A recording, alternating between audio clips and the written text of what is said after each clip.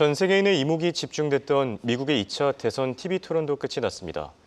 지금까지 나온 코멘트들을 결산해보면 현재 해리스 후보가 앞서고 있다는 평가들이 나오고 있는데요. 그런데 가장 결정적인 승부수는 해리스 후보가 언급한 프로젝트 2025라고 합니다. 이게 도대체 뭐길래 승부수라는 얘기까지 나오고 있는 건지 오늘은 이 프로젝트를 심층 분석해보는 시간 마련해봤습니다. 한국경제신문의 한상춘 논설위원 나와 계십니다. 안녕하십니까? 네, 안녕하십니까? 자, 어제 미국의 2차 TV 토론이 끝이 났는데요. 위원님은 어떻게 보셨습니까? 네, 우리나라 정치적 문제에는 민감하기 때문에 발언을 자제합니다는 미국의 대통령 선거는 시청자분도 뭐 아시겠습니다. 저는 트럼프보다는 정상적인 사람 해리스를 또 그전엔 그 바이든을 좀 선호하는 입장인데요. 처음부터 끝까지 다 지켜봤어요. 그런데 사실 그 시청자 때는 뭐 다른 견해도 있으신 분 죄송합니다는 좀 당초 예상보다 상당히 좋게 해리스가 선전한 걸로 나오죠. 그렇죠.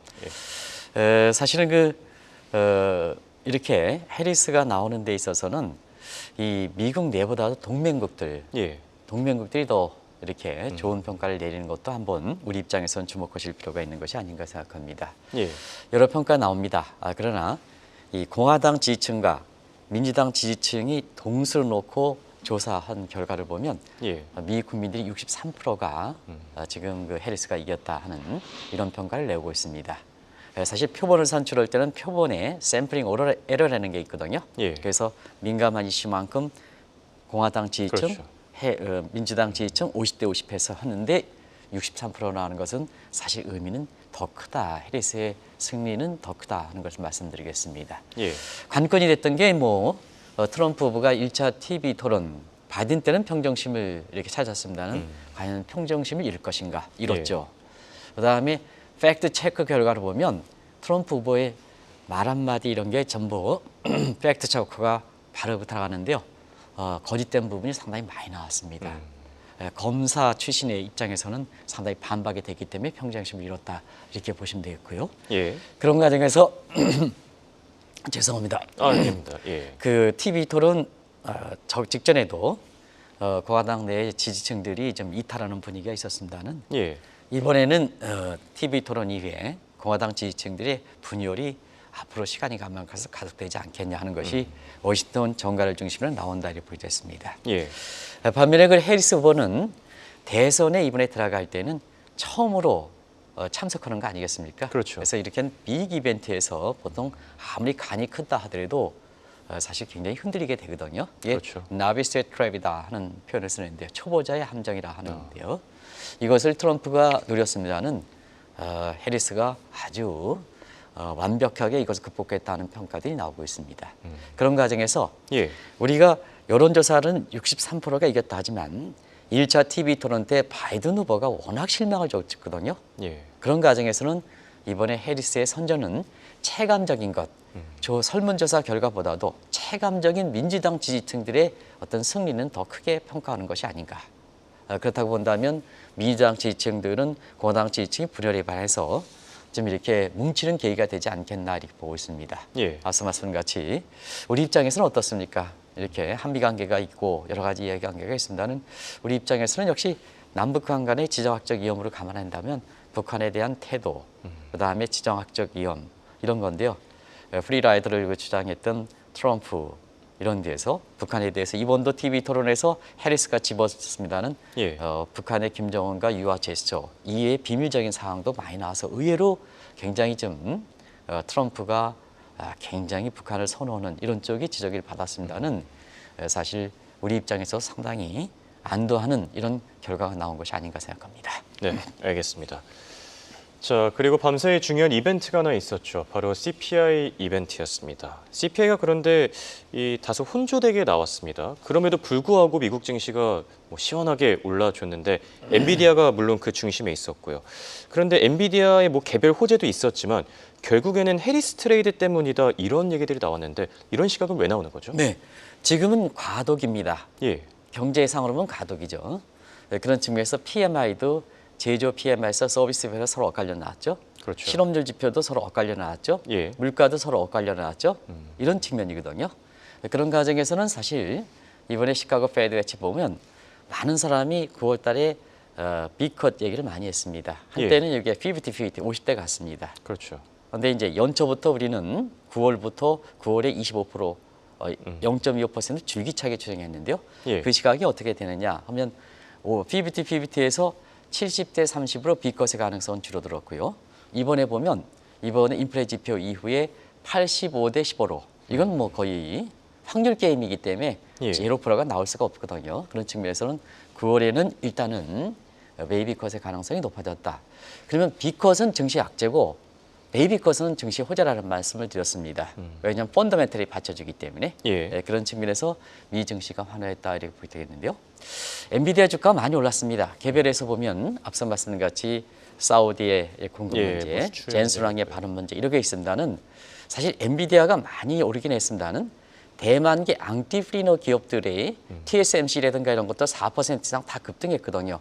그게 뭐를 얘기할까 하는 측면에서는 역시 TV 토론에 해리스가 이렇게 승리한 부분에 대한 어떻게 보면 해리스 트레이드의 결과지 않겠냐 생각합니다. 아시겠습니다. 해리스의 어제 관건이 됐던 것은 빅테크 킬러라는 리나 칸에 대해서 어떻게 발언할 것이냐 하는 측면인데 발언을 안 했죠. 그리고 사실 그 이에 리나 칸은 바이든 정부 때는 좀 총애를 받았습니다는 해리스분 중하위의 계층들이 유색 인정이기 때문에 보난자 이펙트를 누리는 빅테크 문제에 대해서 리나 칸에 대해서 임명하지 않을 것이다 하는 측면 자막이 좀 돌아가야 되겠습니다. 그리고 이런 부분이 이제 빅테크 업종들이 된다 이렇게 보시면 됐습니다. 그리고 트럼프가 반대했던 것이 1국일제에 1국일 왜 대만계 앙티프리너 기업들이 전부 올라갔을까? 엔비디아를 비롯해서 TSMC도 4% 이상 다 올라갔을까 하면 트럼프는 1국일치에서 대만과 중국을 동일시해 봤거든요. 근데 사실 그 해리스는 바이든의 외교 전략과 마찬가지로 중국과 대만을 이렇게 분리해서 봤고 대만을 대만을 사실상 후하겠다는 입장을 취하고 있지 않습니까? 그런 측면에서 대만계 앙티프리너 기업, 대만 기업인들, 젠스랑이라든가 이런 사람들이 이렇게 미국의 그 빅테크 주가를 끌어올리는 큰 요인으로 작용했다 이렇게 보시면 됐습니다. 그리고 오프닝에서도 잠시 언급드렸던 프로젝트 2025. 사실상 해리스 후보가 이번에 언급해서 승부처가 됐다고 하는데요. 좀 자세하게 설명해 주시죠. 해리스랑 트럼프의 할 때 구체적으로 엄명이 나온 것은 프로젝트 2025 계획입니다. 저도 이제 처음부터 지켜봤습니다는. 그래서 시청자분이 사실 이 내용을 잘 모르시는 분이 있습니다. 이게 문제가 될 것이라 하는 것은 지난 5월 달에 저희가 그 헬트 재단의 프로젝트 2025 계획을 대선 결과에서 어떤 영향을 미칠 것인가 하는 것을 지켜보실 필요가 있다. 해리스가 어제 언급했습니다. 그러면서 트럼프가 가장 민감하게 반응했습니다. 나는 그것에 대해서 본 적도 없고 공화당의 선거본데 어떻게 보지 못했습니까? 이것도 거짓말이거든요. 본 적도 없고 읽은 적도 없고 받아본 적도 없다. 이렇게 하는데 가장 민감하게 반응했습니다. 이러면서 평정심을 잃었습니다. 평정심을 잃은 과정에서 해리스가 주도권을 잡기 시작했다 하는데요. 바로 프로젝트 2025 계획은 해리스 재단이 요약했던 보수층, 다시 말하면 공화당의 선거 요약집, 트럼프의 선거 요약집이 있다 이렇게 됐습니다. 그 내용들을 한번 보겠습니다. 어제도 트럼프가 얘기했습니다는 바이든과 해리스는 인플레 잡는 데 실패했다. 이게 실패했을까요? 코로나 사태 때 인플레가 급증해서 2021년 9월 달에 사실 물가가 급등했긴 했습니다는 물가가 잡혔죠. 집권 기간 내에는 물가가 잡혔죠. 그게 이제 해리스로부터 누가 물가에 책임이 있는 거냐 하는 문제를 얘기했던 겁니다. 집권 기간 동안에 바이든, 해리스가 집권하고 데는 물가를 계속해서 잡는 기간이 많았었죠. 그런데 트럼프 입장에서는 저렇게 해서 인플레가 문제가 돼. 근데 페드가 못했다. 파월이 못했다. 그런 상태에서는 페드를 폐지해야 된다. 그 페드를 장악해야 된다는 입장을 아마 이 내용이 헤리티지 재단의 가장 핵심적인 해서 지난 5월 달에 말씀드렸습니다. 그 내용을 다시 좀 간단히 말씀드리겠습니다. 다들. 그래서 세 가지 개편이죠. 하나는 폐지론. 물가 책임을 못하는 파월과 연준은 폐지한다. 왜 필요하느냐? 발권력을 트럼프가 장악하겠다는 얘기입니다. 나중에 이것도 의미를 반성했습니다. 독점론. 지금은 대통령이 페드 의장을 그 인사권을 갖고 있습니다는 페드의 보드 멤버들, 금리를 결정할 수 있는 사람, 이 사람도 인사권을 장악하겠다. 이게 이제 페드 장악론이죠. 그리고 페드를 축소시켰다. 이것도 안 되면 축소시켰다. 이 오바마의 작품, 바이든의 작품 중에 하나가 2012년에 물가 안정에 고용 창출을 냈던 거거든요. 예. 이걸 떼내겠다.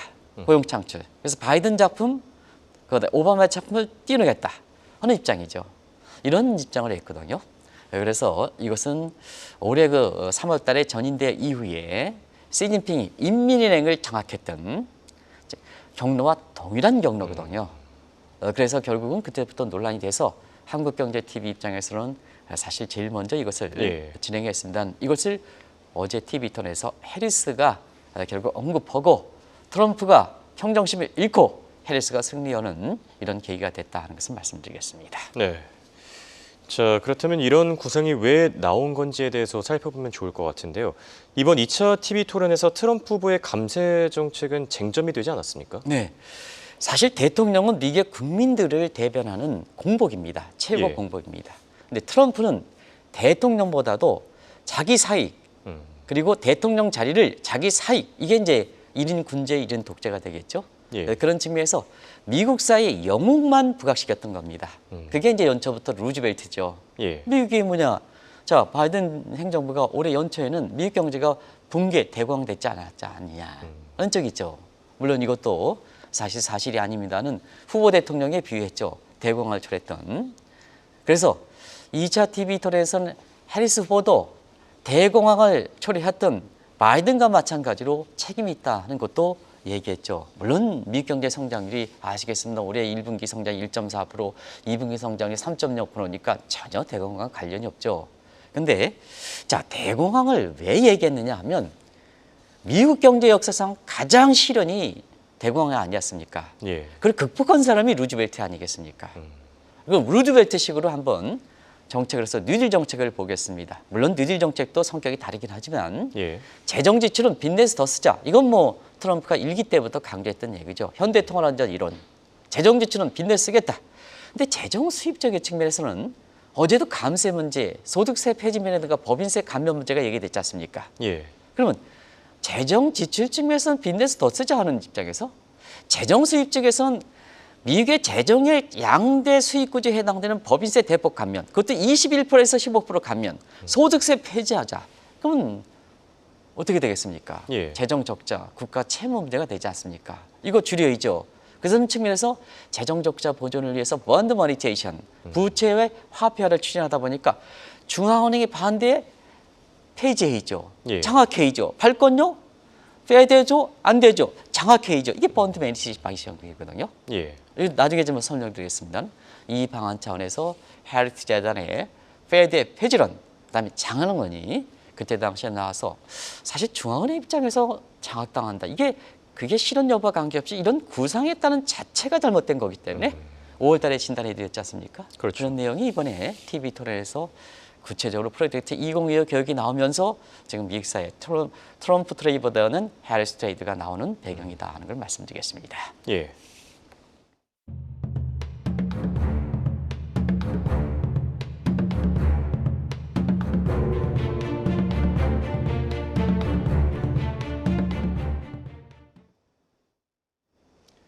Bond monetization, 부채 화폐화라고도 해석이 되죠.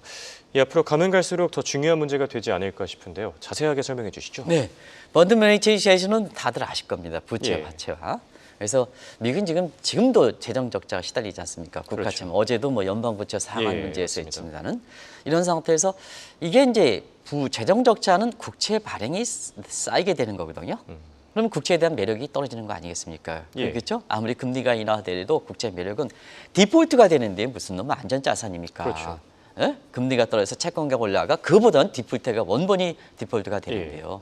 그러면 민간에서 재정 국채 발행이 계속해서 증가된다. 그러면 민간에서 사지 않겠죠. 그럼 누가 사야 됩니까? 트럼프 야망을 위해서는 중앙은행이 사줘야죠. 그래서 재무부에서 발행하는 국채를 민간에서 수요하지 못하니까 결국 중앙은행이 발행한다. 근데 번드는 부채지 않습니까? 세대 간 부채지 않습니까? 그걸 화폐화시킨다 해서 번드 머니티제이션이라는 표현을 쓴다 이렇게 됐습니다. 근데 이 구상은 중국은 사회주의 국가이기는 가능할지 모르더라도 미국에서 가능하냐? 미국에서 가능하냐? 하는 문제죠. 그래서 뭐냐? 이 문제로 있어서 오히려 자, 한번 보겠습니다. 자막이 돌아가겠습니다는 감세의 대규모 재정 지출, 재정 인플레 발생하죠. 예. 그러면 감세에 의해서 어제도 얘기했습니다는 관세로 때린다. 아유, 관세를 때리면요 수입 물가가 그만큼 상승되는 거 아니겠습니까? 그러면 재정 인플레 증가하고 관세 인플레가 증가하면 하이퍼 인플레이션 나오는 거죠. 그렇죠. 바이든 정부의 물가 잡는 데 실패했는데 당시 쓰는 구상은 물가를 잡는 데 더 실패한다. 미국 국민들 입장에서는 사실 트럼프에 대해서 앞뒤가 안 맞고 오히려 뭐냐. 저 재정을 볼 때는 벌써 인플레가 더 측정한다는 얘기가 되겠죠. 그렇죠. 이런 상태에서 미국 국민들이 공화당 지지층들도 이렇게 바이든처럼 경고했던 공화당 지지들도 저 사람은 어떻게 미국의 대통령으로 가져가야 될까. 예. 그리고 재무부 후보로 계속해서 거론되는 사람이 다이먼이죠. 트럼프 그렇죠. 때. 예. 이 양반도 그런 얘기 했지 않습니까? 국채 금리가 8% 올라간다. 트럼프의 공약 때리면 국채 발행 8% 증가한다. 이렇지 않습니까? 그게 미국 사회에서 미국의 사실 그 빅테크 업종을 비롯해서 증권시장에서 화제가 됐지 않습니까? 실제로 충격을 미쳤었고요. 예. 이런 것 맥을 같이 한다 이렇게 보시면 되겠습니다. 알겠습니다. 자, 그리고 페드 폐지론과 함께 이 화폐 개혁을 추진할 것이라는 소문이 계속해서 나돌았는데요. 글쎄요, 충분한 근거는 있지 않습니까? 네, 급진적인 내용이죠. 예. 사실 달러에 대해서 오락가락했던 발언, 이 방송을 통해서 계속해서 이렇게 믿을 수는 없지만 그런 내용을 TV 토론 앞두고 했습니다. 예. 근데 사실 달러 강세에서 최근에 발언했지만 그 이전엔 비트코인 강국 때문에 사실 달러 약세 문제를 얘기했거든요. 그렇죠. 특히 다음에 이제 하는 제이드 벤슨이 지금의 부통령 후보에서는 더 이렇게 공격당할 가능성이 높습니다. 바로 제이드 벤슨과 트럼프가 화폐 개혁 차원에서 자 근본 이제 안 돼. 금과 유사한 것이 비트코인이다. 그래서 가상화폐 비트코인 슈퍼 강국, 가상화폐 강국을 만들어야 된다 안 그러겠습니까? 그러면 시청자를 한번 보겠습니다. 근본이제 그다음에 가상화폐에서 비트코인 왕국을 만들겠다. 그러면 지금의 기축통화에 해당되는 달러는 어떻게 되느냐? 예. 결과적으로 보면 실제 언급은 안 했습니다는 폐지 내지는 슈퍼 비트코인 강국 얘기할 때는 달러가 약세가 되는 게 아니냐 이렇게 얘기했지 않습니까? 그렇죠. 그런 예상들이 나왔죠. 예.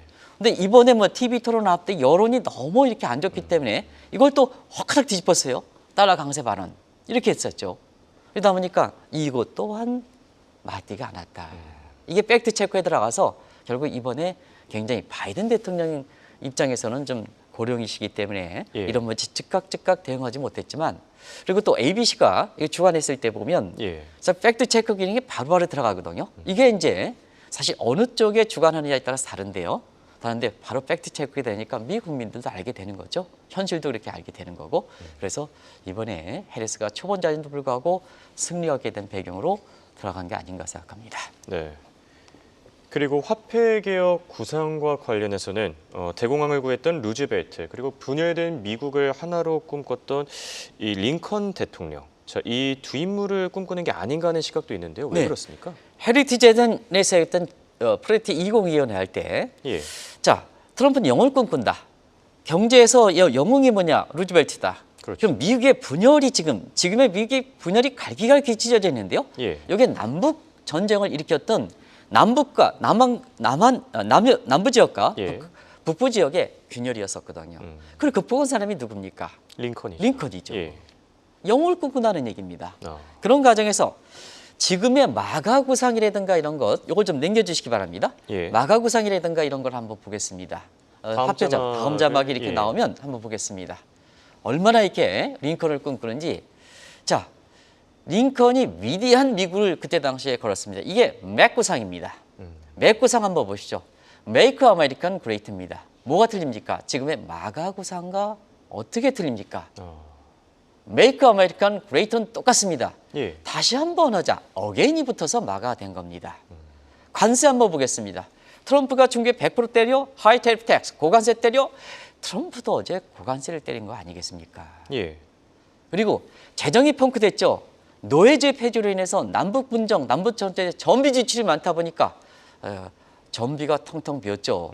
그러다 보니까 그때 주마다 그린백을 발행했던 겁니다. 예. 그래서 그것이 제시해서 1913년 페드의 연방제도준비위원회 이렇게 돼서 이렇게 해서 이 페드가 됐던 거죠. 그러다 보니까 결국 자 발권료까지 지겠죠.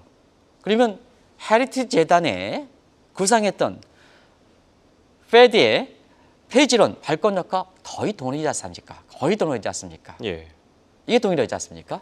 그런 과정에서 사실 미국 사회에 시간이 가면 갈수록 대선을 앞두고 대선이 다가갈수록 이 프로젝트 2025의 개혁은 특히 경제부장에서는 대선 결과를 이미 판가름했다는 얘기도 나오고 시간이 가면서 이것이 이슈가 되지 않겠나. 예. 보수층이 불안하면 더 이렇게 이슈가 되지 않겠나. 이렇게 해서 미국 정치가 이것이 올바른 길로 간다 하는 측면에서 엔비디아가 오늘 개별의 뭐 사우디라든가 있지만 전체적으로 해리스 트레이드가 나오는 배경이다. 미국이 옳은 방향으로 가고 있다. 미국에서 옳은 방향으로 가고 있다면 이것만큼 증시 입장에서는 호재가 어디 있습니까? 그렇죠. 정의가 통한다. 효율성이 통한다. 뭐가 통한다. 이렇게 이것만큼 좋은 게 어디 있습니까? 예. 그래서 미국 증시가 반응하는 거다 하는 걸 말씀드리겠습니다. 알겠습니다. 자, 이렇게 오늘은 프로젝트 2025에 대해서 살펴봤는데요. 잘 모르셨던 분들도 어떻게 이 시간을 통해서 실체를 잘 아셨을 거라고 생각합니다. 마지막 정리까지 해주시죠. 네, 사실은 이번에 해리스가 트럼프가 다음면 민주주의 실현이다, 시장경제 실현이다 예. 하는 측면에서 한국경제신문 입장에서도 상당히 모르겠습니다. 제 개인적인 생각입니다. 그래서 전체적으로 어떻게 될지 모르지만 예. 일단은 트럼프가 이번에 저거 했으면 민주주의의 상징인 의회가 장악되지 않겠느냐 하는 쪽에 여기에 있었죠. 이게 이제 옳은 길로 갔죠. 그다음에 페드가 장악됐다면 시장경제 상장은 뭡니까? 봐도 중앙은행이지 않습니까? 예. 중앙은행이 장악당해 했습니까? 그래서 이번 계기에서 미국의 민주주의와 그다음에 시장경제가 살렸다. 그러면 시장경제 민주주의는 뭐냐? 정의가 살아난다는 입장이죠. 예. 그런 측면에서 이번에 해리스 후보가 아주 독특한 걸 얘기했습니다. 중산층을 보고시키겠다. 민주주의와 시장경제는 중산층이 보호돼야 됩니다. 자막에서 제가 오래 끌지는 않겠습니다. 자막 좀 돌려주시면 간단히 끝내겠습니다. 중산층 보건에 적응하겠다. 이게 맞습니다. 그래서 화이트 칼라보다는 블루 칼라의 모난자 이펙트를 누리게 하겠다. 그래서 20대, 30대들이요. 아이비리그만 가지 말아라. 예. 커뮤니티 college 가서 현장직이 지금은 연봉이 더 높습니다. 현장직이 가도록 하라. 그러면 중산층이 보고된다. 이게 공급벨트입니다. 공급벨트. 이게 미국의 국민들 특히 저소득을 파고들었다는 걸 말씀드리겠습니다. 알겠습니다. 시간이 가면 더 좀 얘기하겠습니다. 네, 네네. 알겠습니다. 프로젝트 2025 워낙 중요한 문제인 만큼 다음에 기회가 되면 또 듣도록 하겠습니다. 네. 자, 지금까지 도움 말씀에 한국경제신문의 한상춘 논설위원이었습니다. 네, 고맙습니다. 네, 고맙습니다.